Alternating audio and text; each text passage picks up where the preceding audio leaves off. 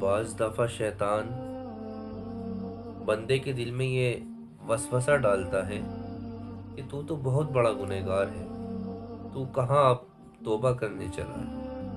یاد رکھنا، یہ شیطان کا دھوکہ ہے۔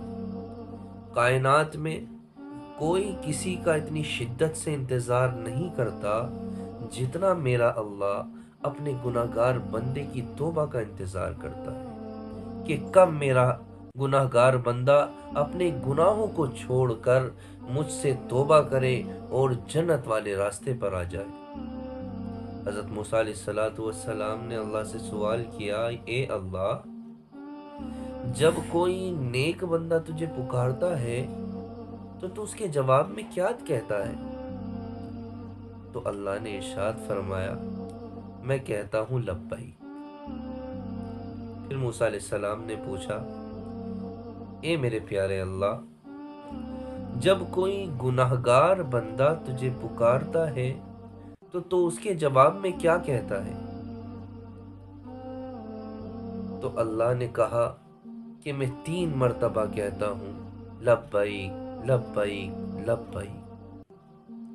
موسیٰ علیہ السلام نے سوال کیا، اے اللہ، کہ نیک بندے کے پکارنے پر 1 مرتبہ لبیک اور گناہگار کے پکارنے پر 3 مرتبہ لبیک؟ تو اللہ نے کہا، اے میرے پیارے موسیٰ، کہ نیک بندے کو اپنی نیکی پر بھروسہ ہوتا ہے اور گناہگار بندے کو میری رحمت پر بھروسہ ہوتا ہے۔ اللہ اکبر۔ داؤد علیہ السلام سے اللہ نے کہا، اے داؤد، اگر میرے ان گناہگار بندوں کو پتہ چل جائے نا کہ میں ان سے کتنی محبت کرتا ہوں تو ان کے کلیجے پھٹ جائیں۔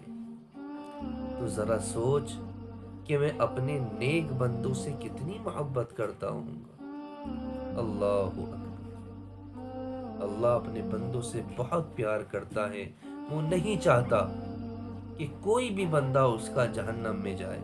یہ سب ہم شیطان کے دھوکے میں آ کر ہم گناہوں میں لگ جاتے ہیں، اس لیے ہمیشہ ہمیں استغفار کرتے رہنا چاہیے۔ استغفر اللہ استغفر اللہ، اٹھتے بیٹھتے ہم اللہ سے اپنے گناہوں کی توبہ کرتے رہیں۔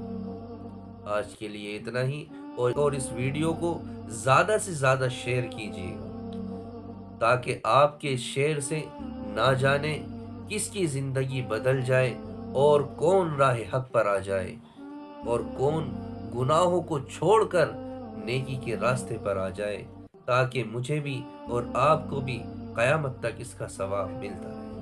جزاکم